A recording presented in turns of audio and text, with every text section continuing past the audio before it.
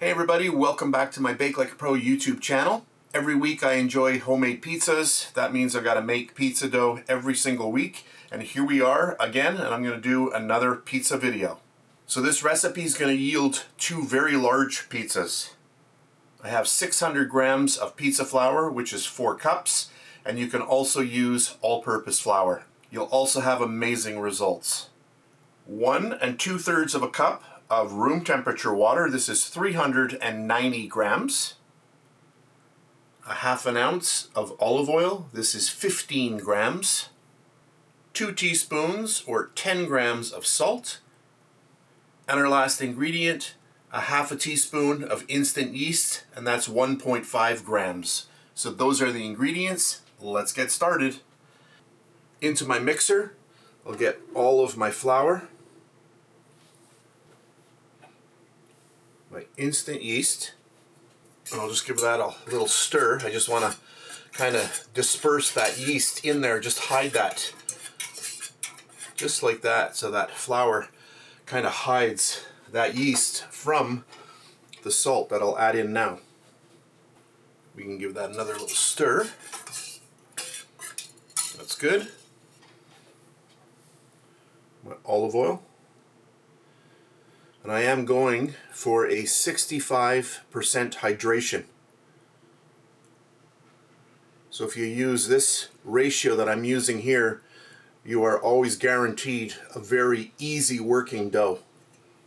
That's good. And then our water. And that's it for the recipe. So in this recipe I am using the Pro Baker 5 Plus, but you'll have excellent results with any of the KitchenAid models. You can see those in many of my videos. I'll close that down. That's just our safety cage. And then I'm going to turn on the mixer, and as soon as I do, you're going to see a little light come on in here, and that will just light up the ingredients here. I'll just lift that up so you can see. Turn it on. You can see how nice that is. Close that down. I'm going to get this going, and I'm going to take it up to number 3 out of 10, and that's taking it up to 120 RPM. And I'm going to let this go for 14 minutes. Now I like to do the 14 minutes. If you want to go less than that, don't go any less than 8 minutes. And if you are going for less time, that does not mean that you can increase the speed of your mixer. Do not go too quickly, or you're going to introduce too much heat into your dough. I can show you. I'll just take this up a little quicker so you can see what this sounds like when it's on full blast. And you can hear still very quiet. An amazing mixer. I'm going to take it down to number 3 again. So I'm going to let this go for 14 minutes and then we'll be back. Alexa, set a timer for 14 minutes. 14-minute timer started. Hey everybody, my 14-minute timer just went off, but I'll just let the machine go a little bit longer here so you can see the action of this machine. You can see that really nice dough.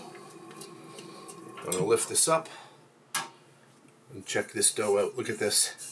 Not dry and not too sticky. Perfect. So I'm going to remove it from the bowl and then I'll be back. And I get down a little water on my scale.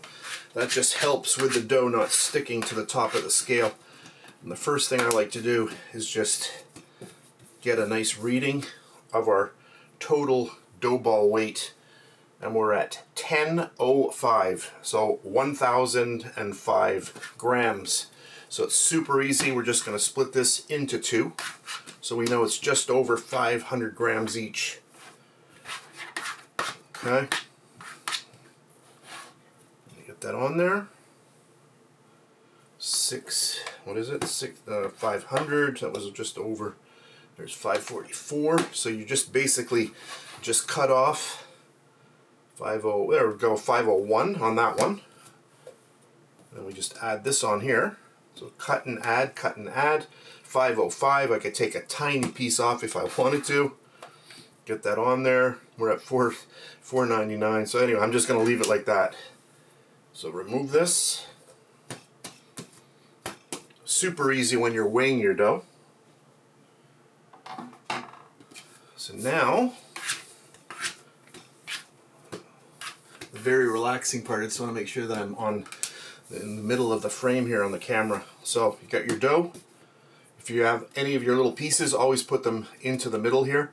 So I just like to give a little bit of a push, and then you're just basically bringing the dough up on itself, just like that.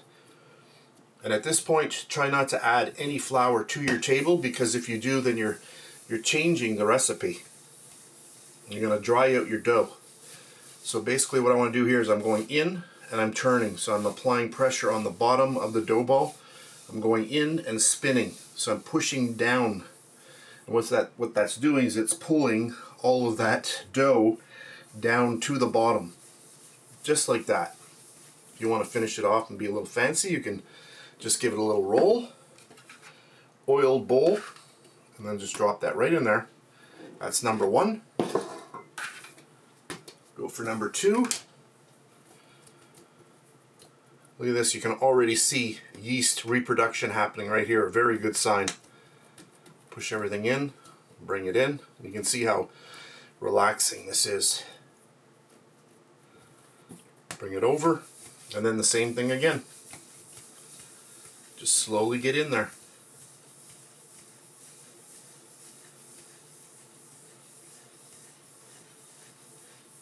That looks great.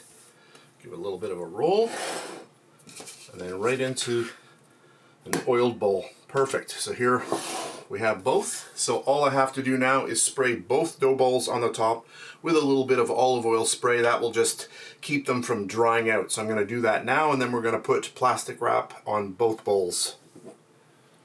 So at this point, I have sprayed both of the dough balls with a little bit of oil, and then our last step is to cover these just like that. And that is how easy it is to make pizza dough. So at this point, we've made our dough. Let's say you want to use this dough tonight, in a few hours from now. All you need to do is just leave the dough on your tabletop. In a few hours, you're going to start seeing a lot of activity from your dough balls. They're going to start expanding. That's because of the yeast reproduction inside the dough, and it's going to start blowing up, and eventually you'll actually see it touching the top of the plastic. So for time, you're talking maybe 2 to 3 hours, and then you can use the pizza dough. What I'm going to be doing is a cold, slow ferment for 24 hours. So I'm going to leave the doughs on my table here for 30 minutes, and then they go into the fridge until tomorrow. That's going to slow everything down. The yeast is going to go to sleep. It's going to get very sleepy in those cold temperatures, and it just basically creates a really nice flavor in those doughs, but it retains a lot of the power that's in that yeast. And then tomorrow, about 5 hours before I want to make my pizza, I will bring these out. At that point, the dough is very, very cold, and it takes a few hours for the dough to come up to ambient temperature. And then at that point, in the last 2 hours or so, I'll see the doughs, they'll start blowing right up to the top, and they'll actually touch the top of the plastic wrap, and at times it'll actually expand, and it kind of looks like a muffin or a cupcake. So as you can see, there is no magic in making pizza dough. It's pretty easy. And like I said, you don't need a fancy mixer like I used today. You can use a regular KitchenAid stand mixer. So as usual, I'll finish off the video with lots of pictures from both of these doughs. I like to bake them, and then I snap pictures just as they come out of the oven, and then you'll see all of that stuff at the end of the video. So thanks very much for watching.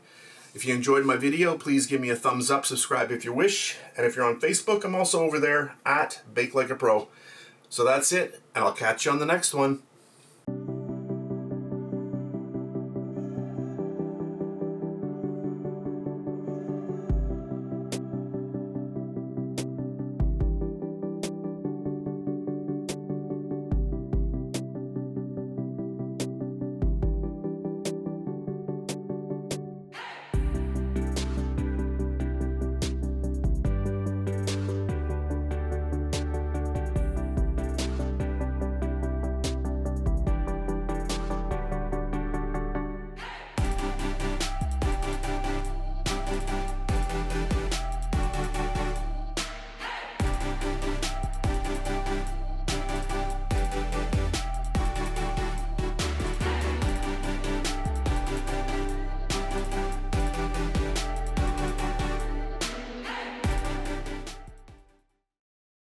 And please subscribe to my Bake Like a Pro YouTube channel and also click that notification bell to be alerted every time I upload a brand new video.